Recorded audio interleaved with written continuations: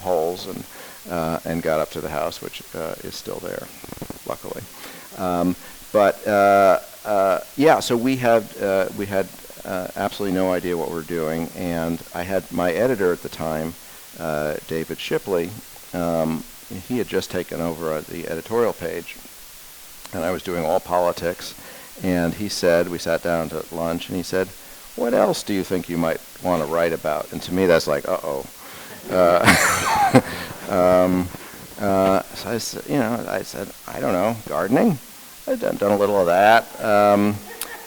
And I said, my wife and I just bought this place. He said, "Write about that."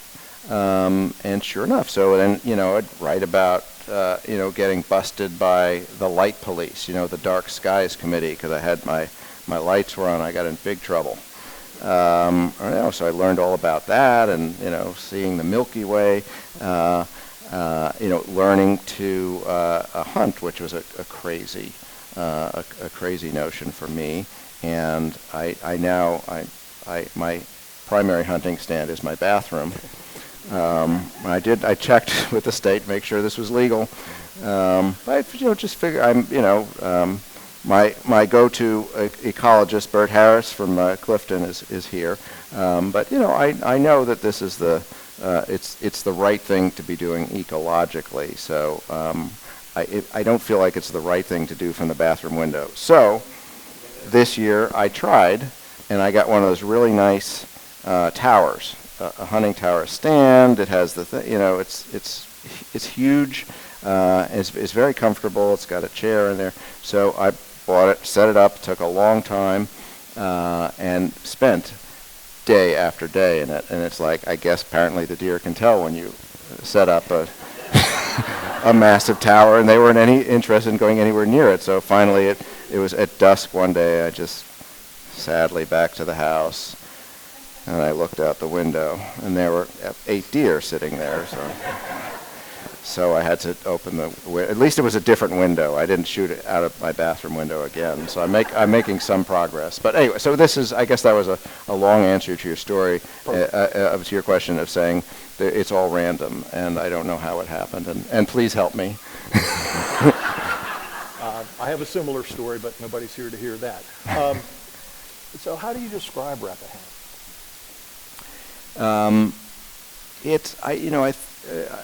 I think it's frozen in amber. The population of Rappahannock 100 years ago was, I don't know, about 7,500 people, and the population of Rappahannock today is about 7,500 people. So it's, it's unlike all the other, it has features in common with Fauquier and the other communities around here. It's really unusual in that, it's a combination of the come heres and the been heres. And I recently hearing there's another group called the born heres. But everybody seems to be unified in this sense that we're good. We don't want anything else to have, in terms of development, even the tiniest bit of development. God forbid, data centers, that sort of thing. So it's, I'm a little concerned about it sort of on a overall policy level. Like, is it just going to become a retirement home for wealthy people from Washington, and everybody will be priced out. But it's also sort of a museum of rural life, and, it just goes to these extraordinary lengths to protect the environment, but also the view shed. As you know, if you cross the county line, and you're not going to be talking on your cell phone anymore because there's no towers. I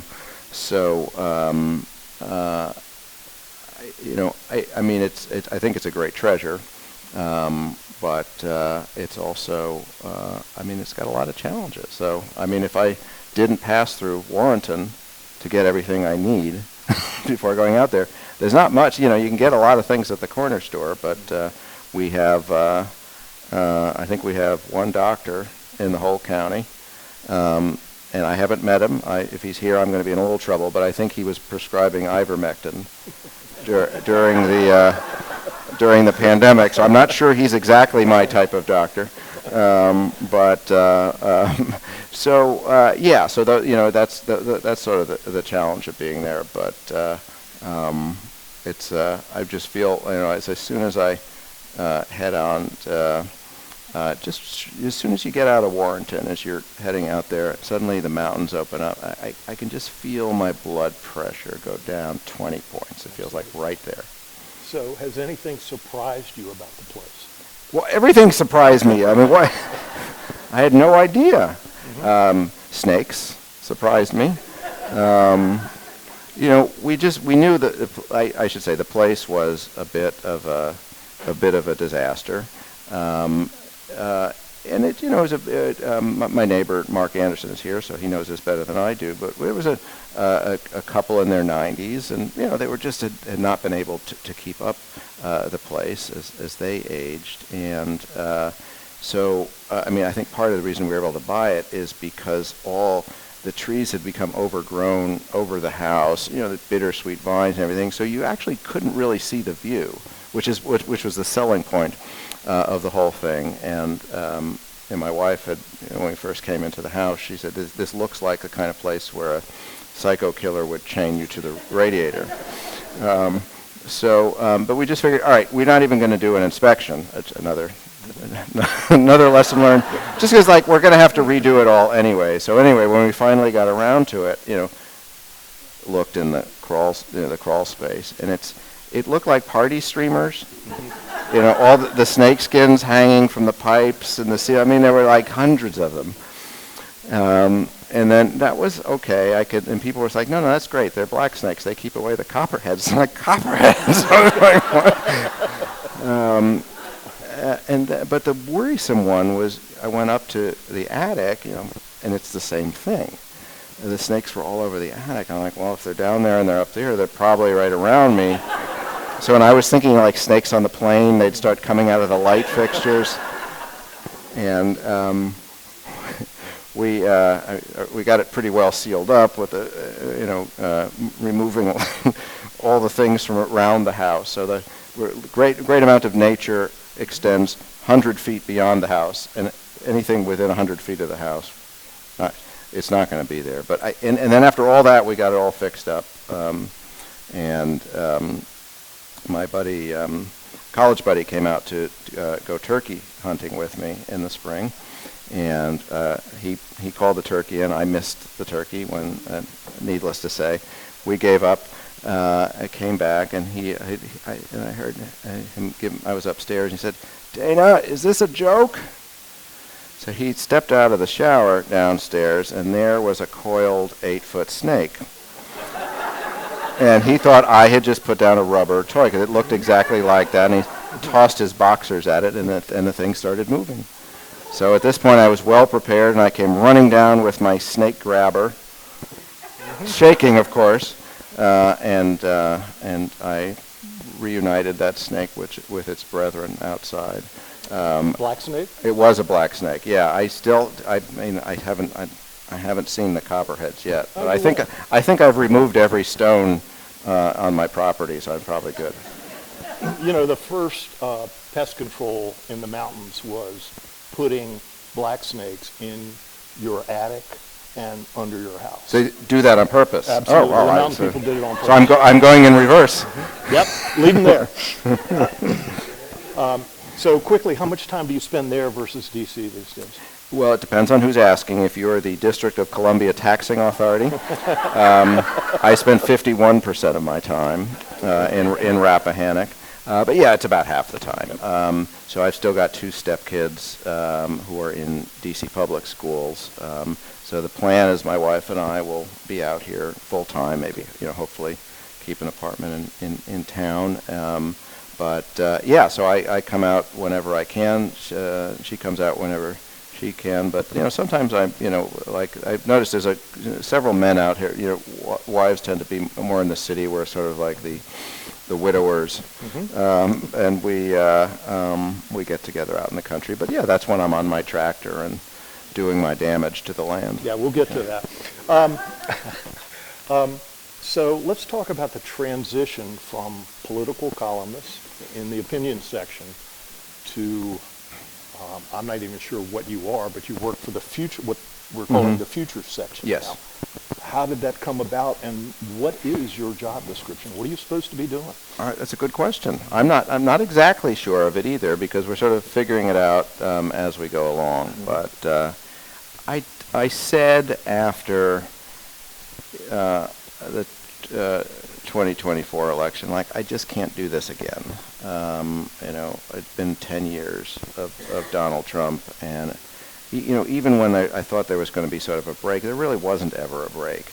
And I know, a lot of others had felt that same way. So I was looking for a way to, transition into something else. This was the logical thing to do. And, if I'm being honest, you might have heard there's some changes at the Washington Post.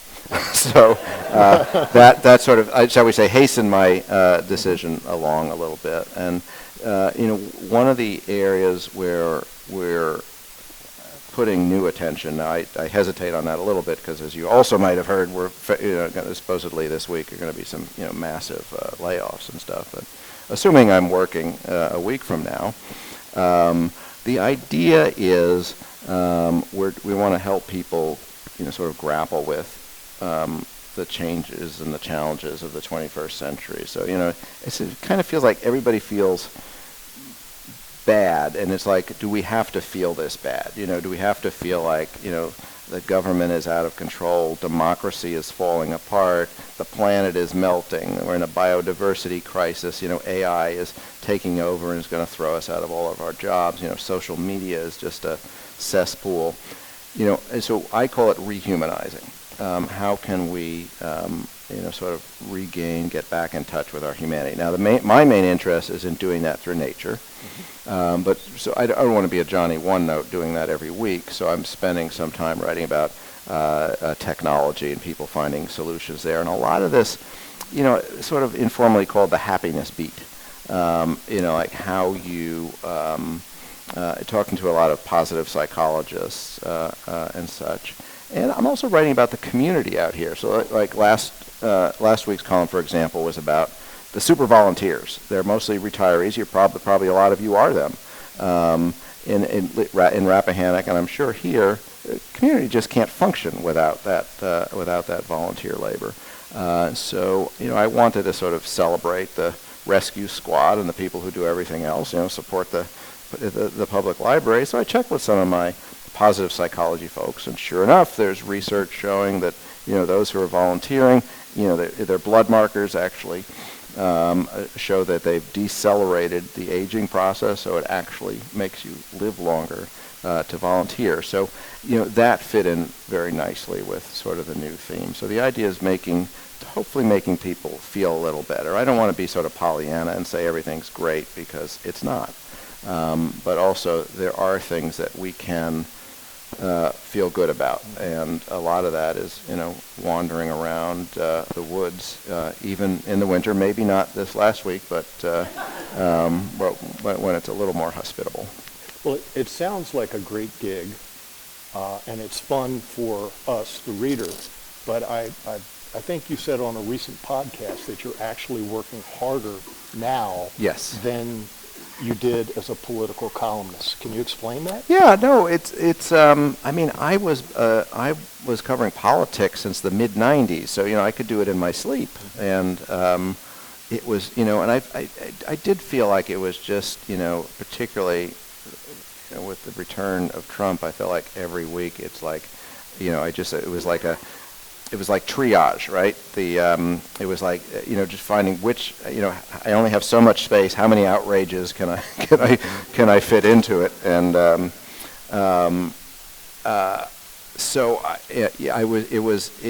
it was in some sense a variation, I thought, of the same thing each week. So I wanted the challenge of doing something new. But when you're doing something new, you have to learn all these new things. So I don't know about positive psychology. I don't know the science on communities. I'm certainly no biologist. So basically, and because the themes are so varied, I'm jumping from topic to topic each week. I'm interviewing experts. I want to be on, there on the ground reporting. So it's taking a lot of time. So I'm pretty much working 7 days a week now to get this up and running. And I keep thinking, well, it'll get easier as I know what I'm doing. But I don't know if that's true. But but maybe it's not a problem, right? Because I love what I'm doing. So if you're working really hard at something you love, well, I think that's okay. I still get my time to burn my fields down, and thankfully not my neighbor's field or house. But then I wrote about it, so it's a little bit of work and pleasure at the same time. So how close have you come to hurting or killing yourself so far? I guess I don't know the answer to that, because I'll hear a big thump behind me with the tractor, and I'll realize the roll bar had hit something. I was like, that sounded bad. And then I got to clear a lot of these vines and stuff, I got a gas-powered hedge trimmer. And I was like, well, that looks much safer than a chainsaw, but if you get your finger in there, it's not so good. Yeah. But so that I've managed to injure twice. I was like putting it down, and it, so it pinched just minor things. Like if you did that with a chainsaw, you'd be in big trouble. So I've got my chainsaw chaps and my steel-toed boots. And the helmet, and it's quite a comical get-up for that. And I was when I was doing target practice, when I was learning how to hunt. What's Clark Brothers? Is that the one? I went over here in Warrenton, and they had me out back, and I was shooting, and there's a guy next to me. He was, they were giving me lessons, and then there was a real kind of explosion from his gun. And I looked down, and there's a spot of blood on my chest, like right where my heart would be. And it's like, have I been shot? I was like, I feel okay. So he was using homemade ammo, and it blew up in his gun, so it sort of went firing everywhere. So I had a little piece of shrapnel. So I had an injury from a firearm, I guess you would say. But, so being calm and cool, and I rushed back to the city and went to urgent care and said, I've got strep. And he's like, it's like you've got a tiny little nick in here. So, so that was the big injury. And not a workman's comp claim. Maybe. It's not. I don't know if the statute of limitations is out. Yeah. This is a stupid question, but for whom do you write? When I was trying to help young reporters who were struggling, I'd say take the name of the most skeptical, inquisitive person you know, put it on a Post-it note, and put it on your screen. Do you think, how much about the audience do you think as you're engrossed in cranking this stuff out? It's not a stupid, that's an interesting question, because we're trying to redefine, and try to build a new audience for something. So when I was writing about politics, I kind of knew who the audience was, and it changed over time, right? When I was doing this, 15 years ago, I felt like people on both sides politically would read what I was, agree or disagree, but I thought that was more I felt like my goal there was persuasion of people who are informed or entertainment, but over time that changed, and the way because of, well, in part because politicians forced it that way, but the way the siloed media system worked is I was only, I think, speaking to people who already agreed with me. So then it became more of, I think, less about persuasion and more about mobilizing and motivating people who had already agreed with me. So that was a little bit limiting. I mean, obviously there are people who think like I do, so I like to speak to people like that. But I think now we have sort of a chance to go at, a totally, hopefully I'm going to keep most of my political readers. I mean, some only want to hear about politics and they'll move on. But hopefully we're going to find all kinds of new readers for this. So, I'm thrilled. Like sometimes, I realize like the population in Rappahannock, like even if every single person in Rappahannock read it, that's not going to make a huge difference. But it does to me. So this is my community. So you guys are my community, and so I guess that's a large part of the audience too, at least personally. And it seems as if, from what you've written, that your neighbors have sort of embraced you, or at least come to your aid several times. But it doesn't sound as if they've done so in a condescending manner. No, I don't think there's much of that. I think because so many people have been through this, right? Those who have moved, things keep falling off of me. Maybe if I sit Wait up till you straight. get to be my age. What was I saying before things fell off? Your neighbors. Yeah, I think so many of them have been on similar journeys. The tractor, the snakes, the firearms, whatever it is. So that people are happy to teach, and they're pretty forgiving of my mistakes, or my panic calls to free my tractor from the ditch, and these are the come heres I'm talking about. And I do find, the bin heres, I think they're amused by me. One of my favorite people in Rappahannock is William Smoot. He fixes tractors. I think he fixes everybody's tractor in Rappahannock. But I'm the frequent flyer because I'm always breaking something. And he comes up. His truck must be from the 1950s, and it's like a cartoon with all the tools flying out of it. And he just comes up and shakes his head, and he fixes whatever I've broken that time. And people have come and rescued, and they find out you hunt. They're like, oh, that's unusual. So they're happy to help with that. So I feel like people outside, like when I wrote about the burning, we did a controlled burn, just a couple of acres, and a lot of the comments were like, that was reckless and outrageous, and you put yourselves and your neighbors and everybody in jeopardy. And I think people in Rappahannock are like, oh, you did a burn. So that's, and of course it can be dangerous. Thankfully, one of Bert's people at Clifton came and gave us good advice, so we didn't do bad things. But but I think people out there is like, yeah, this is what we do. So I think there's a lot of understanding. You've written about hiking the AT, bushwhacking, burning, seeing joy in small things in nature. Do you have, unfair, a favorite column you've written since last summer when you embarked on this? Excuse me. I don't know. I've liked a lot of them. I loved writing about this coffee clatch out in Rappahannock, where some older guys and a few women get together very regularly in the mornings and get over their political differences.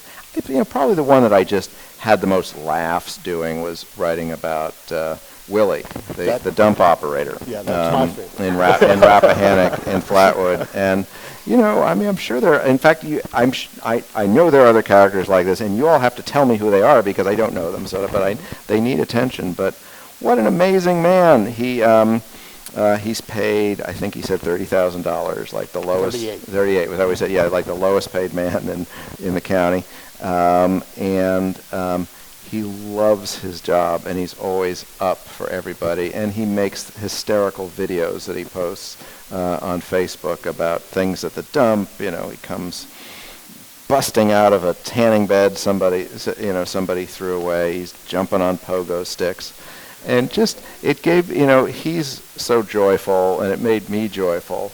And I think it made readers feel that way, that, here's somebody who can take that job, which is, not a high prestige job, and just find so much meaning in it. So that's the idea, is to take a kernel like that and say, whatever's going on in our lives, look at this guy, finding joy in, something very basic like that, and surely, however, whatever miseries are going on in the world and the country, we can find ways to have joy. The mayor of Flatwood, is that what they That's call it? right. That's right. That's right.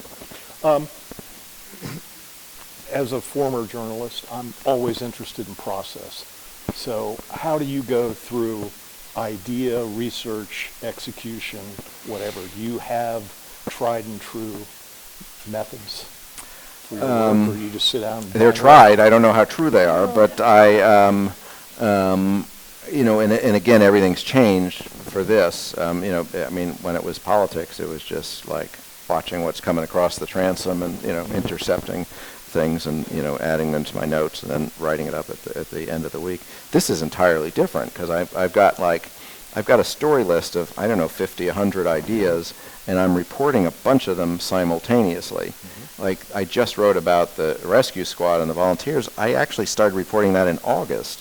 And so I got to go back through all these files, and it's, so there's just a lot of pieces in motion at once, and it's kind of dictated by, considerations like the art and the photography and the graphics. But when we'll decide the week before, okay, so next week is, there's sneak preview. I'm writing about honeybees this week, and, so, and I'm just going to say, don't order your hives. It's not, even though you mean well for the planet, it's not helping. So, and I might get slammed for this. I'm fully prepared for this. But I've done a lot of reporting already, and so then I start a Monday, assemble. I did a little this morning, just assembling it all together, writing it through maybe till Wednesday. Then the editors will have their say for a day or so, and then we put in all the art and things, and then it publishes Friday morning, and hopefully somebody reads it. What do you know about that in today's metrics-driven world? Mm-hmm. Do you have any idea what readership looks like? Yeah, we know every little bit about it. I'm sure. And more importantly, my bosses know every little bit about it. And what we found is these kinds of stories do well. They generally don't do as well as outrage what Trump did last week. Right. I mean, understandably so. Once in a while, they will break through to that. Like I did one on, this was a tech-related one, on getting a full-body MRI. Mm-hmm. I don't know, for whatever reason, people love that. They were interested. Maybe they want to get it themselves, but interested in knowing, what science can do for you. And I think a lot of the well-being ones work that way. But for the others, it's, so it's usually a notch below the most read. Mm-hmm. Maybe it's not in the top 5, but it would be in the top 10 or so. But what really distinguishes these is people typically now, the attention span is this. So if somebody's going to spend even 30 seconds on a story, that's a lot. Right. They're spending 10 minutes on this. They're reading it all the way to the end. They're sharing it. They're, in many cases, they're, subscribing, which is good. But it's, so it's the word is engagement, and that's it has very high levels of engagement. So there's a smaller, but I would say more passionate audience for this than with the politics. It seems as if others are getting on board. That's perhaps the wrong take, but David Brooks' farewell column in the Post or in the New York Mm-hmm. Times last week talked about what a divided, pessimistic people we've become. Mm-hmm. We've lost our faith in many things, including one another. It seems as if the two of you could have been talking to one another. Oh, yeah. And then Peggy Noonan Mm-hmm. last week in the Wall Street Journal, kind of the same thing, or at least that's what I took away from it. Have we had enough of divisiveness? Well, apparently not. No. But I have seen it, and David Brooks has been writing about sort of rebuilding communities. Really, his thing has been for a long time. Then there's Arthur Brooks, no relation, I think, but he's sort of been on the happiness beat for a while. He used to run this conservative think tank, and he couldn't stand it anymore, so he's doing that. I think people are realizing that something is seriously wrong.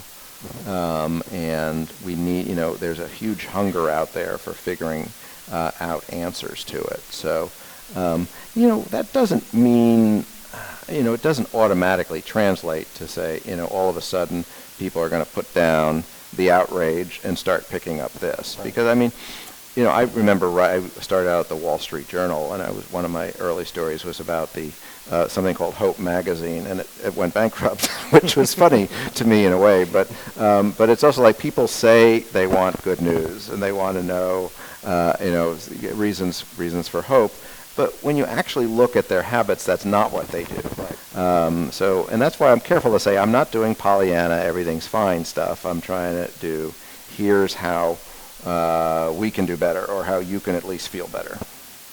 And as you suggest, 10 minutes is a bunch. How long are your columns? I didn't do word counts. They're way too long. We've got to work on this. Yeah, so... Was it Oscar Wilde who said, sorry I didn't have time to write a shorter letter? Well, it's true. Or was it Mark Twain? That I don't want to... very true. That's... we got to work on that. They're about 2,200 words, give or take. My political columns, when I was writing 2 or 3 a week, were like 800.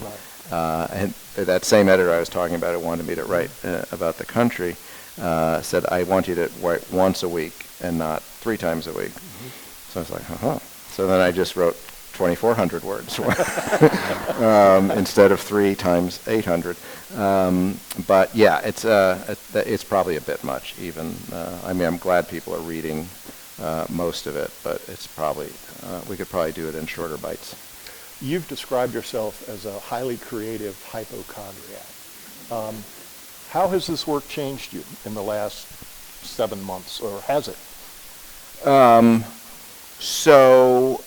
It has. I'm talking about my full body MRI, which gave me the assurance that at least for the moment there's nothing horrible going on inside of me. But then it's like, well, that was 2 months ago. Maybe it is now. So there's really no way out of this. I've heard. But now, part of it is, being out here. Like, I never really thought about ticks before, and now, alpha-gal, like what? So I think, so it won't surprise you to know that, like, there's not a tiny hint of skin anywhere on me that's ever exposed. Even in very hot days of summer. So I'm thinking about those things. I am thinking about the wisdom of using the chainsaw alone in the woods when nobody's around, with no cell phone reception, and the nearest hospital here in Warrenton. And then I went and did it anyway. I did it, but it was the pruning saw. I was like, maybe a finger, but there are rules. Yeah.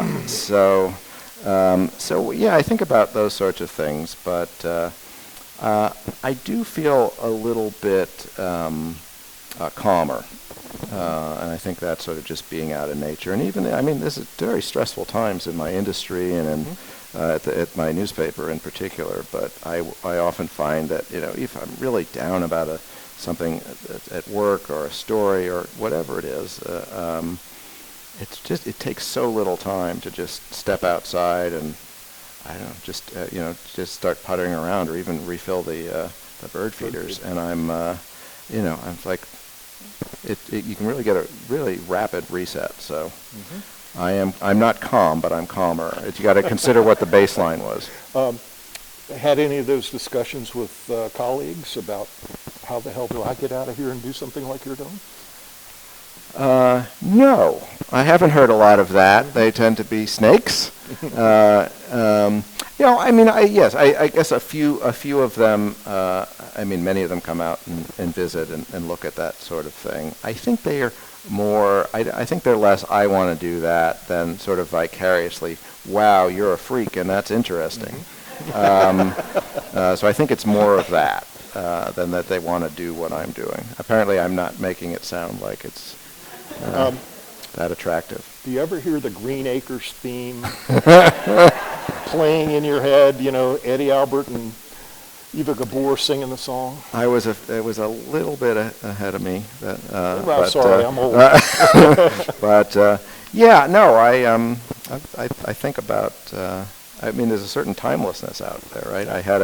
I'm giving away all my stories now, but I had this geologist come out from William and Mary, and just talk about where we were on this spot 1.2 billion years ago. It turns out we were 7 miles below the surface of the Earth. Wow. But just to see the volcanic shafts on my land that built up there, and then doing the research to find out, there was a plantation there. There was an escaped slave who wrote about the experience. You can read that book, and just learning about the natural history of it over time, and with the Native Americans. So I mean, there's a timelessness to it, things change, but on that land it could probably look like that 500 years ago. Even more recently, I'm thinking this week about people who lived here where we lived in the 20s and 30s in a week such as this. Mm-hmm. I mean, I just can't imagine what that was like. But yeah. We're going to open it to questions in just a second, but you've signed a contract to turn this experience and your observations into a book. Yes. What's the time track? How are you going about that? Do you have a working title? The working title is Country Mouse. I don't know if if anybody's got better ideas, let us know. It's just a working title. And I'm hoping my publisher's listening. I'm hoping to have it all done by the end of this year. So it's. I've been working on it for a good long time, but it's a matter of actually organizing it now and actually getting the words out there. But it's been 3 years of an adventure, and hopefully this year we'll start to see. The meadows that we created, they'll start to see that. Maybe I put out all these contraptions, for the purple martins. Mm-hmm. I built a fake chimney for the chimney swifts. Nothing. They don't come. The chimney swifts, like you call that a chimney.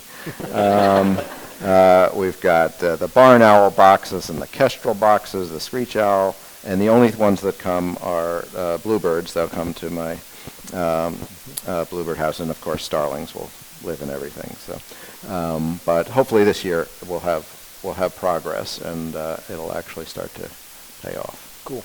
Well, let's let some smart people ask you some questions. Anybody have one for Dana? Hi. I was right by the microphone.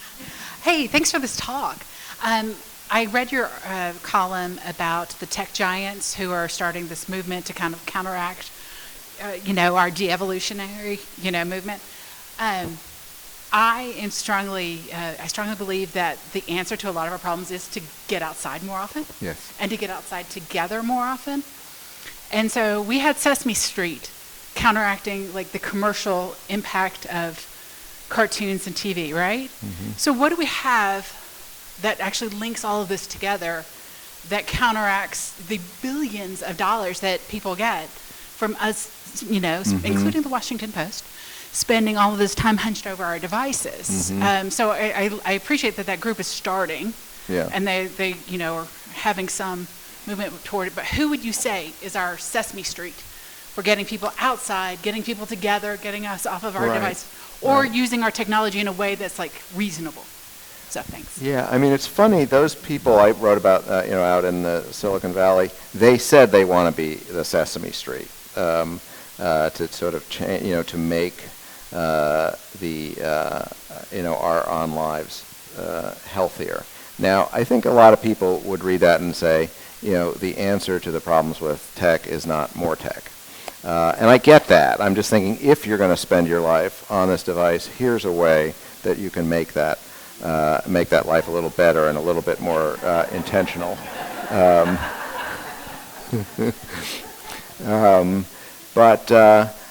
So who is going to lead that? I don't know. Maybe my book will, but I don't. I'm going to try. So if you've got ideas of how I can create a movement, or if you know of folks who are nominees for that, I mean, I think a lot of people are trying in small ways to do it. I'm right now reading this book by Mark Berman. He's at University of Chicago, a psychologist, but he's gotten really into the sort of the brain chemistry of being out in nature.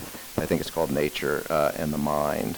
So the book is all about how we have, basically the problem is our attention spans have all shrunk to minuscule levels, and he found that by having people take a walk, in an arboretum in this case, and then compared to a control group, they actually had, just after 45 minutes, dramatically longer attention spans. They could do the reverse digit repeats and things like that. So there's real science that shows that this works. So I mean, that's part of the movement there. I've written about forest bathing, which sounds funny, but it's basically the same thing. It's like, go and take a walk.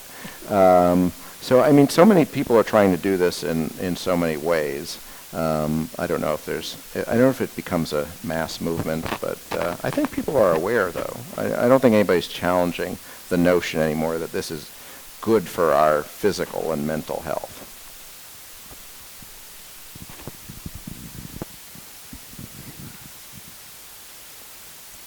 Hi, I'm Chris Bonner. Enjoyed your talk. Has Jeff Bezos continued to weigh in on editorial decisions in the wake of what he did, spiking an endorsement of Harris in the last cycle? Well,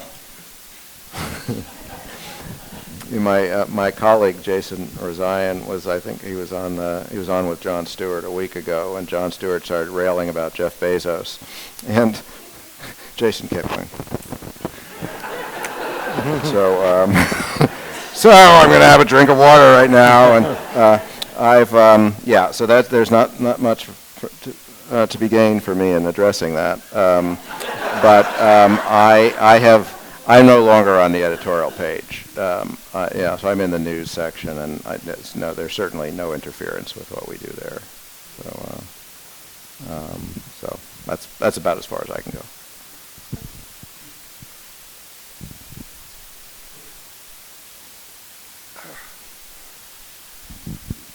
Some time back, I guess shortly after you moved to Rappahannock, you wrote a story about keeping your lights on at night, your outside lights on, and how your neighbors came to you and said, "What are you doing?"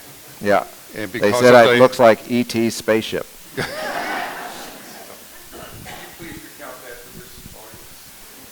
Yeah, well, it was I was mentioning about the light police. There was a neighbor across the valley sent me a note saying if it now looks like E.T.'s spaceship has landed. I'm like, what? I hadn't even set up a light. I just turned the lights on that were there, which were apparently a lot of floodlights. So I think they had been off for a long time. So relative to nothing, it looked like a lot of lights. But so he not only sent that, he then called or notified the Dark Skies Committee of Rappahannock, which I call the Light Police. They got in touch with me, and they tried gently to persuade me that I was wrong to have these lights on. And I'm a believer now. I spent some time in in Rappahannock in the county park, which is sort of a dark sky haven. And where I am in this valley is pretty well protected, so you can see. I mean, when you spend, let your eyes adjust, and you're actually seeing the Milky Way. I mean, it's of course you can do it here too. It was very powerful. So yeah, I've become sort of an evangelist now, and I've only got the lights on I guess it's a 30-second motion timer. So if something moves by them, they'll go on and then they'll go off. It's the warmer frequency wavelengths of light, not the blue light. The fixtures, that even when they're on, which is rare, need to be pointed down. I mean, it's a noticeable difference, and I don't know. I guess, I mean, part of this is the kid from Long Island, that it's dangerous not to have your lights on. And bad people will come with weapons or something, and that's like, is that so? I haven't. I mean, it looks pretty dark to me out there. But yeah, I'm also not terribly worried about security to start with. And I would say it's because I'm a gun owner, but of course, if I needed to use that gun for it would be like, hold on. And I got to go to this safe to get the gun, and then I got to go to the other safe to get the ammo, and then it's like, no, that's not, I have to clean the gun, and I have to do that because I haven't used it in a while. And then I was like, then I'd load it the wrong way. It would just take a while. So you have to be very patient.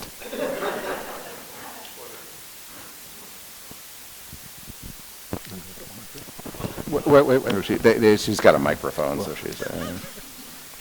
Thank you very much for your talk, Dana. I appreciate hearing your stories about your adventures on the farm. And for full disclosure, I actually have a property line which abuts Dana's These property. These are the very forgiving neighbors whose house I might have burned down if I were less lucky. But I do appreciate hearing your explanations of things I've noticed out my dining room window. What is he doing now? So now I know. But I'll have a serious question, but I will tell you one thing that he didn't add to his talk today was along the lines of his daring adventures on his tractor.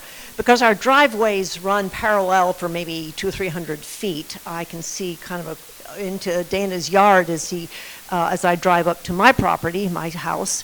And I noticed that he had... after some heavy-duty tractor work, there was a sign that appeared on a post that was at the base of one of the steeper hills on his property, and it was one of these warning signs. You know, you see children crossing or deer crossing, a big yellow sign with the animal or the kids running across it. Only this one had a figure on it that I couldn't recognize. And I'd go up my driveway and I'd see this thing and I couldn't figure it out. And then drive down, look in my rear view mirror, and I couldn't tell what this was. And then one day I walked down the driveway and I looked at the sign close up. And it was the sign of a tractor, indeed, a tractor, only it was 90 degrees going downhill. Dana was warning anybody, if you see this, I'm in trouble. But I do have a serious question, and it's one that I've been kind of living myself in the time period that we've been in Rappahannock.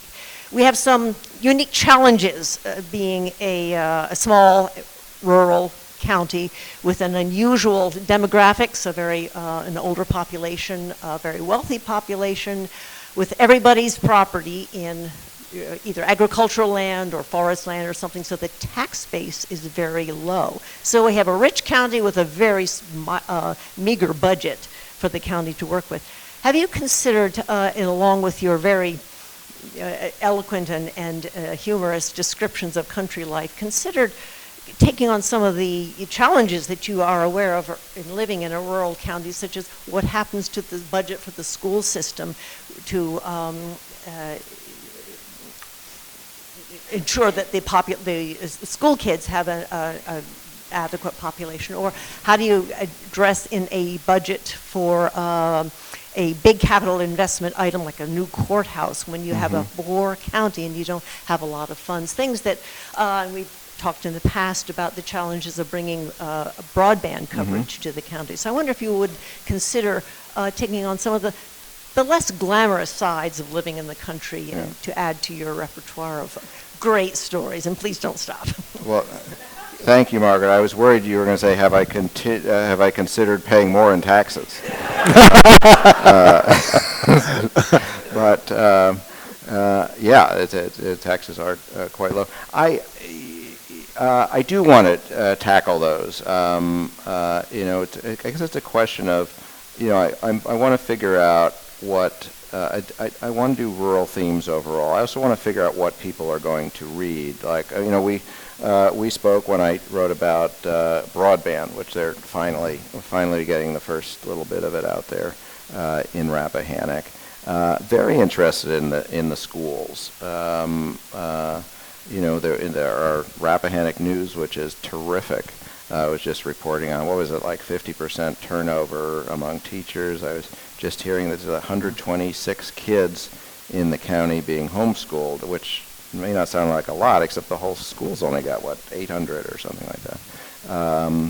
So, yeah, I want to be able to tackle that and figure out, how that applies to, education issues in rural areas around the country. Or, people have been talking to me about what the free health clinic here in Fauquier, which I'd love to write about, and what that can say about rural health care. So I definitely want to tackle those things. And it's just a matter of figuring out what the right mix is. But we'll get there.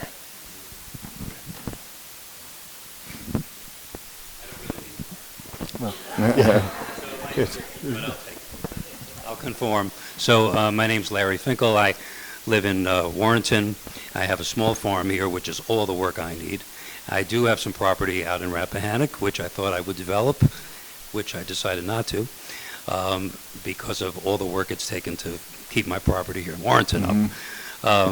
But anyway, my question is on a lighter note, and that is, it's been said for a long time that in Washington, if you want a friend, get a dog.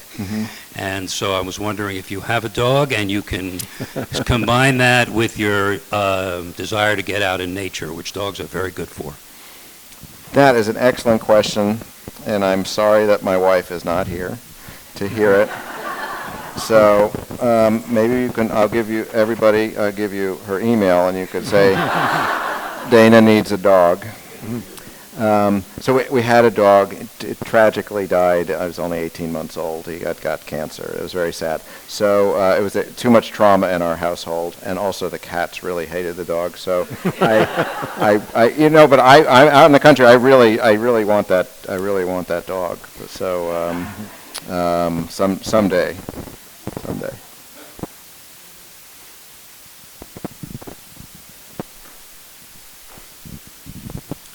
Kind of off topic, but how do you see Substacks and podcasts fitting in as sources of information these days?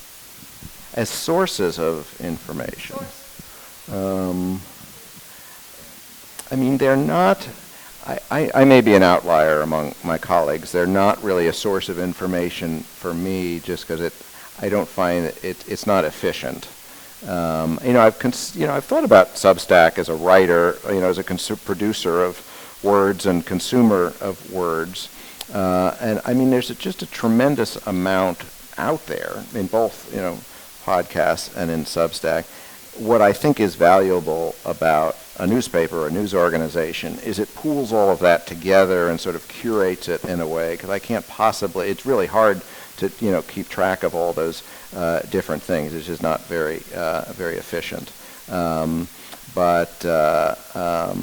then the podcast, I find I'd much rather just scan something and read it quickly than spend but although I listen to books on tape while I'm driving, so I guess I could be doing that. But I'm glad to see that the whole media environment is taken on all of these new forms. We've got to figure out a way to make it work, economically. I don't think anybody's figured out a way to do that, right? To make a large, full-service news organization viable.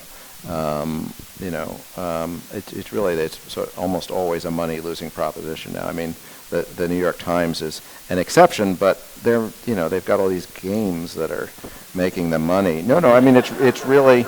It's not coming from news, really. It's from other things. So we've really got to. I don't know. Can we figure out how to make news pay? But certainly, a number of my colleagues have made money for themselves doing Substack in particular. So it's a potential, vehicle. But I'd prefer to have somebody doing the curating.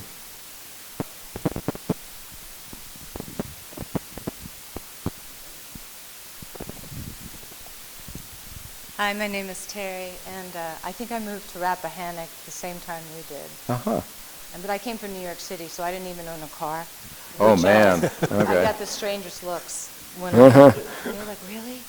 And I built a little house on a mountain, and what my experience was is I used to think that New York City women and Long Island, especially those women, were tough, but you haven't met a tough woman until you go to Rappahannock. And I've always wondered that why they're not celebrated more, because the farmers may be on all the drawings like the tractors, but it's these women that I found that are really doing it. Have you ever thought about doing a story about those women? Because they're amazing out there, and they're the ones who are starting all the volunteers and tilling the land and running the shops. So I was just wondering. Well, I'm thinking about it now. Will you tell me? I mean, let's talk seriously. I'd like to hear about that. Yeah, I mean, I hadn't thought about that as a group. I mean, in last week's column on the volunteering, I was, writing about this 84-year-old woman who drives this 100-year-old woman to their lunches weekly, and that's pretty amazing to me. And then I've got another. I'm giving away all my column ideas now, but I've got another one coming up on. There's a program out in Rappahannock where they get together and talk about end-of-life plans. There's this group of women doing that, and they're just terrific. So, but I want to hear more about that. Thank you. A bear. Mm-hmm. Thank you for this talk, Dana. I'm Kay Kohler. Rick and I helped you buy the property. We're from Dyke. I've been in Rappahannock for 52 years. I came after college, got a college degree. My parents were like, "What are you doing, moving to the country? Are you crazy?" But I never regretted it. I'm on the Dark Skies Committee, and I wanted to thank you for how much your articles have affected lots of people in lots of places. We have been to 4 different places to do talks. A park in West Virginia, Ocracoke Island. We go there for the beach, and they called us and asked us to do a talk because of your article. I mean, so your articles do reach a wide audience, and it's great to see how much that's affected people. I have other ideas for articles. I'll write them down. All right. This is the sheriff of the light police.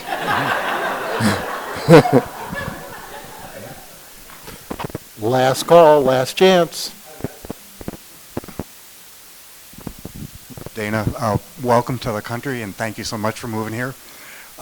You clearly love the outside, and you write a lot about that. What about the house? Do you also get pleasure from working on the house? And if so, what's your next project on the house? We did do a lot on the house. We tried to do it on the cheap, but just a lot of keeping critters out things and fix it up. So I mean, I think I probably in my writing make it sound more ramshackle than it is. It feels pretty comfortable now, and when I become a journalistic millionaire, any day now.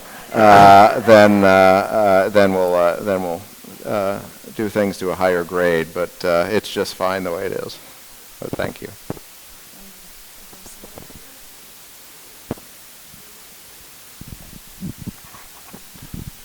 Hi, I read your column regarding the benefits of volunteering and the positive aspects.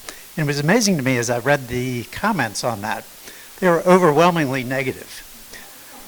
On that one, I didn't think so. Well, I saw it early, so within the first 100 columns, the first 100 comments, half of them were very negative.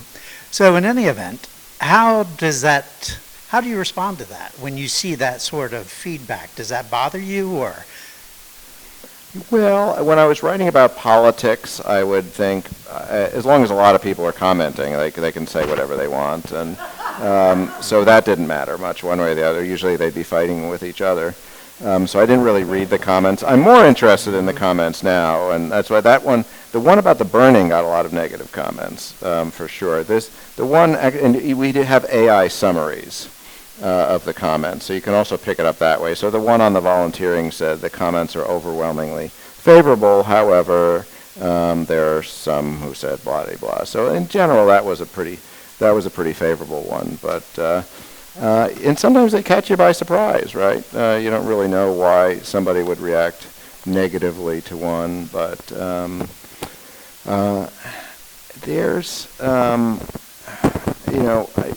sometimes it's predictable. Like I wrote about around Thanksgiving. I wrote about one of these positive psychology guys who said, like, here's how you can talk to that relative who you're always fighting with over politics, and he gave a way to do that. And basically, people were like, yeah, shut up. So I think, and that's what I was saying earlier, like, people say, they want to do stuff that makes you feel better, but everybody's so damn grouchy. So a lot of that kind of bleeds over. It's like, come on, I'm just trying to help. So, yeah, I guess at least they're reading it. Yeah.